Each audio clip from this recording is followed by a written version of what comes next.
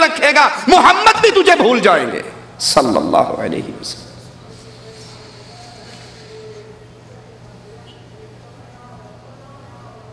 جب صراط، جب میزان لگے گا، جب نام اعمال تقسیم ہوں گے، کوئی کسی کو یاد نہیں رکھے گا۔ اللہ کے دربار کی یہ پیشی بڑی خطرناک ہے۔ فرشتے چلا کے لا رہے ہیں، اللہ کے سامنے کھڑے ہیں، انسان دائیں طرف دیکھے گا، لا یرا الا اعمالہ، اپنے ہی اعمال نیکیوں کی صورت میں نظر آئیں گے۔ بائیں طرف دیکھے گا، اپنے گناہ، اپنے اعمال نظر آئیں گے۔ سامنے دیکھے گا، لا یرا الا نار جہنم، تو جہنم کی دہکتی ہوئی آگ نظر آئے گی۔ وہ دیکھے گا، دنیا کے اندر پھنس جاتا تھا عدالتوں میں تو وکیل چھڑوا لیا کرتے تھے۔ وہ دیکھے گا جہاں وکیل بھی نہیں چلتے تھے وہاں کسی بڑی سامی کا فون چل جاتا تھا، اور جہاں فون بھی نہیں چلتا تھا وہاں نوٹ چل جاتے تھے۔ اس عدالت میں میرا کوئی مدد کرنے والا، اس پیشی میں میرا ساتھ دینے والا، دنیا میں ربیع الاول کے مہینے میں بڑا لوٹ پوٹ ہو کے گایا کرتا تھا، جہنم میں میں تو کیا میرا سایہ بھی نہ جائے گا، غوث پاک سے یہ دیکھا نہ جائے گا۔ دنیا میں تو جب کسی بابا کو سلام کرنے جاتے تھے، بیگم محترمہ پردے میں ساتھ ہوتی تھی، پیر سے پہلے اس کے مرید بولتے تھے، بی بی اپنے منہ کو ننگا کرو۔ وہ کہتی، حضرت میں تو پردے دار عورت ہوں، کیوں ننگا کروں؟ کہا، بے وقوف پاگل عورت، اگر حضرت نے آج نہ دیکھا تو قیامت کو کیسے پہچان کے بخشوا لیں گے؟ منہ دکھاؤ ان کو۔ وہ کہتی، ہاں ہاں بالکل یہ بات تو ٹھیک ہے، وہاں بخشوانا ضروری ہے، لو زیارت فرما لو۔ احمد رضا خان صاحب ملفوظات میں لکھتے ہیں کہ ہمارے غوث پاک، غوث اعظم سب سے بڑے مددگار، اور مسلمانوں کا سب سے بڑا، انسانوں کا سب سے بڑا مددگار کون ہے؟ وہ کہتے نہیں، ہمارے عبد القادر جیلانی غوث اعظم ہیں۔ ان کے ہاتھ میں ایک رجسٹر تھا جس میں اللہ نے قیامت تک آنے والے سلسلہ قادریہ کے سارے مریدوں کا نام لکھ دیا کہ ہم نے تیرے سارے مریدوں کو معاف کر دیا۔ وہ رجسٹر حضرت کے ہاتھ میں تھا۔ لاہور کے اندر شہزاد سیفی ایک مولوی صاحب ہیں، میں ان کی کیسٹ سن رہا، وہ کہنے لگے ہمارے یہ اولیاء اللہ بزرگان دین جہنم کے کنارے پر خیمہ زن ہوں گے، اور ہمارے جو مرید جہنم میں جا رہے ہوں گے وہ ان کو فرشتوں سے چھین چھین کے جنت میں بھیجیں گے۔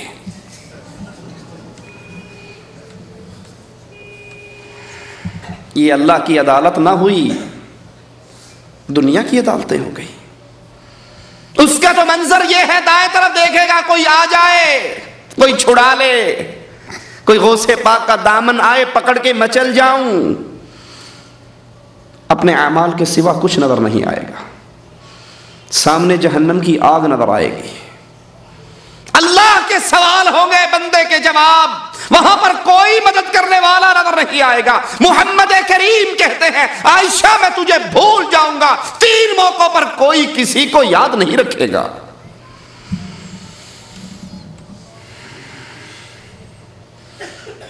گواہی پڑھنے والی ہے سب سے پہلے فرشتوں کی، فعل کذا و کذا فی یوم کذا و کذا، فلاں دن فلاں جرم کر کے آیا، فلاں دن فلاں جرم کر کے آیا۔ انسان کہہ سکتا ہے کہ فرشتے کون سا ہمارا ساتھ دیں گے، ہمارے حق میں تو بات نہیں کریں گے، اس کی گواہی، اگلی گواہی انسان خود دے گا، اس کی زبان پر تالا لگ جائے گا۔ اليوم نختم علی افواہہم، تمہاری زبانوں کو خاموش کر دیا جائے گا، تمہارے ہاتھ بولیں گے، پاؤں بولیں گے، قدم بولیں گے، ران بولے گی، جسم کا ایک ایک انگ بولے گا۔ یہ کہے گا اپنے خلاف خود ہی گواہی دیتے ہو۔ قالوا انطقنا اللہ الذی انطق کل شیء، جواب میں کہیں گے آج اس نے بلایا ہے جو جس کو چاہتا ہے زبان دے کے بلا لیتا ہے۔ زمین کی گواہی پیش ہوگی، یاد کر لیں یہ پیشی بڑی خطرناک ہے۔ زمین گواہی دے گی انسان کے خلاف، اللہ کا دربار، فرشتوں کی پیشی، انسان کا اقرار، فرشتوں کی گواہی، زمین کی گواہی۔ اسی کو یاد کر کے رسول اللہ صلی اللہ علیہ وسلم فرمایا کرتے تھے، کسی نے کسی پر کوئی زیادتی کی ہے، آج اپنا معاملہ اس سے صاف کر لیں، اس دن کے آنے سے پہلے جس دن کسی کے پلے میں کوئی درہم اور دینار نہ ہوگے۔ اسی ربیع الاول کے مہینے میں میرے نبی کی سیرت پہ تھوڑا سا غور کیجیے۔ آخری بار منبر پہ چڑھے اور اپنے آپ کو پیش کیا، اگر میں نے کسی کا مال لیا ہے تو میرا مال لے لو، میں نے کسی پہ زیادتی کی ہے، کسی کو مارا ہے تو مجھے مار کے بدلہ لے لو۔ اکاشا کھڑے ہوئے اور کہا، بدر کے موقع پہ آپ نے مارا تھا، چھڑی ماری تھی صفے بناتے ہوئے، میرا بھی جی کرتا ہے آج مار لوں۔ صحابہ آنسو بھری ہوئی آنکھوں سے دیکھتے ہیں، یہ کون ہے؟ نبی تو بیماری میں گرفتار ہے، جدائی کے لمحات ہیں، اور یہ کہتا ہے میں نے مار کے بدلہ لینا ہے۔ علی کھڑے ہو کر کہتے ہیں، جسمی لجسمی کا فدا، اے نبی میں آپ کی طرف سے اپنے جسم کو قربان کرتا ہوں، اکاشا میرے نبی کو نہ مارو، یہ بدلہ مجھ سے لے لو۔ نبی فرماتے ہیں نہیں، اکاشا کو لاٹھی دے دو، چھڑی دے دو، اور اس سے کہو بدلہ لے لے۔ اکاشا چھڑی لے کر دوڑتے ہوئے آتے ہیں، اس سٹک کو نیچے گراتے ہیں اور آ کے میرے آقا کے جسم مبارک سے چپک جاتے ہیں۔ کہا آقا، آخری لمحے کے اندر یہ احساس ہوا میں اپنے چہرے کو آپ کے جسم مبارک سے لگا دوں، ہو سکتا ہے اللہ میرے گناہوں کو معاف فرما دے۔ یہ تو الوداعی ملاقات ہے، لیکن نبی کو دیکھیے، نبی علیہ الصلوۃ والسلام اپنے آپ کو پیش کرتے ہیں، آج حساب لے لو، آج معاملہ صاف کر لو، قیامت کے دن کوئی کسی کو حساب نہ دے سکے گا۔ اسی لیے رسول اللہ صلی اللہ علیہ وسلم نے پوچھا تھا،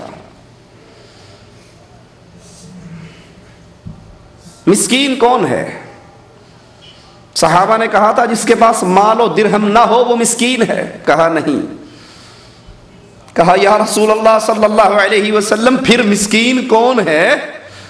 کہا وہ جو قیامت کے دن نیکیوں کی انبار لے کر آئے گا۔ اللہ ہمیں ایسے مسکینوں میں شامل نہ فرمانا۔ لیکن اس کے ساتھ کچھ لوگ اس کا دامن پکڑ کے آ رہے ہوں گے، اور مالک عز و جل سے کیا کہیں گے؟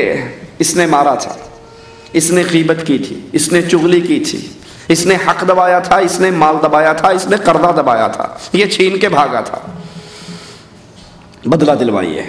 وہ عدل کرے تو تھر تھر کانپے اونچی شانوں والے، وہ رحمت کرے تو بخشے جائیں مجھ جیسے منہ کالے۔ اللہ عدل کرے، وہ عدل کرنے والا رب، مالک یوم الدین، وہ بدلے کے دن کا مالک، کہ نبی فرماتے ہیں اگر دنیا میں کسی سینگ والی بکری نے بغیر سینگ والی بکری کو ٹکر ماری ہوگی، اللہ دونوں کو پیدا کر کے اس کا حق ادا کروائے گا۔ یہ آ رہا ہے نیکیوں کے انبار لے کے، کچھ لوگ اس کے دامن کو پکڑ کے چل رہے ہیں۔ اس نے مارا تھا، اس نے حق دبایا تھا، اپنی بہنوں کو، اپنی بیٹیوں کو وراثت میں سے محروم کر دینے والے بدنصیب محروموں۔ بڑے شوق سے سناتے ہیں، ابا جان نے ساری پراپرٹی ہم بھائیوں کے نام کر دی تھی، کیونکہ بہن تو کسی اور کے گھر جانی تھی نا، تو وہ مربع زمین کا اس کے حصے میں آتا تھا، وہ بھی جاتا، ایک دکان آتی تھی وہ بھی جاتی، مکان کا حصہ تھا وہ بھی جاتا۔ یہ ساری پراپرٹی آپ کے ابا جان اپنی ماما کے پیٹ سے لائے تھے؟ کس نے دی تھی؟ کیا اللہ نے نہیں دی؟ تو کیا وہ حق بھی اللہ نے اس کا بہن کا نہیں رکھا، اس کی بیٹی کا نہیں رکھا؟ اس نے مارا، اس نے غیبت کی، اس نے گالی دی، اس نے چغلی کی، اس نے حق مارا، اس نے قرضہ دبایا، اللہ بدلہ لے کر دے۔ مالک کہے گا دے اس کو بدلہ، وہ کہے گا اللہ کہاں سے دوں، مال ہوتا دنیا میں دے دیتا۔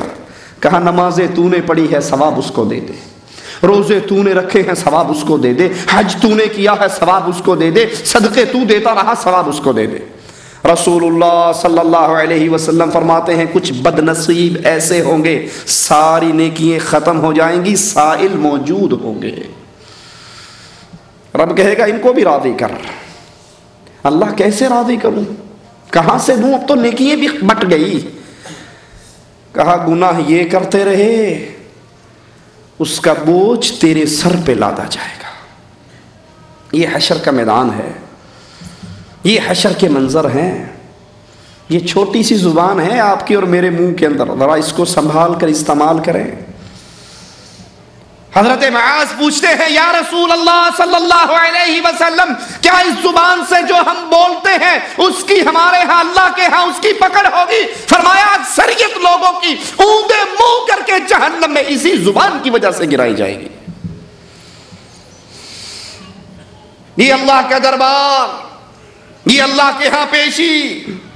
وَأَشْرَقَتِ الْأَرْضُ بِنُورِ رَبِّهَا وَوُضِعَ الْكِتَابُ. ڈائری پیش ہو رہی ہے، نامہ اعمال پیش ہو رہا ہے، اللہ کے دربار میں سوال ہو رہے ہیں.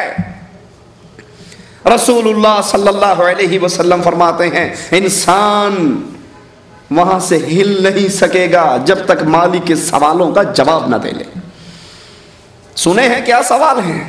غور کیجئے ذرا. جو اللہ نے سوال پوچھنے ہیں بندوں نے جواب دینے ہیں. اللہم حاسبنا حسابا یسیرا، اللہ ہمارا حساب آسان فرمانا. میرے نبی نے یہ دعا مانگی تو مومنوں کی ماں عائشہ. کس کی ماں؟ مومنوں کی ماں. اور جو اسے ماں نہیں مانتا ہم اس کو مومن ماننے کے لیے وہ کالا پیپر یہاں پہ لگاتا رہے کہ ہم مومنین کی جماعت ہیں. جو عائشہ کو ماں نہیں مانتا ہم اسے مومن نہیں مانتے. مومنوں کی ماں عائشہ رضی اللہ تعالی عنہا پوچھتی ہے یا رسول اللہ یہ آسان حساب کیا ہے؟ فرمایا عائشہ انما ذلک عرض. آسان حساب تو پیشی ہے، بندے پر بندے کے گناہ پیش ہوں گے. تو نے فلاں ٹائم یہ نہیں کیا، تو نے فلاں ٹائم یہ نہیں کیا، تو نے فلاں وقت یہ گناہ نہیں کیا. یقررہ ذنوبہ، بندہ اقرار کرے گا اپنے گناہوں کا. جملہ سنیے میرے رسول اللہ صلی اللہ علیہ وسلم کا.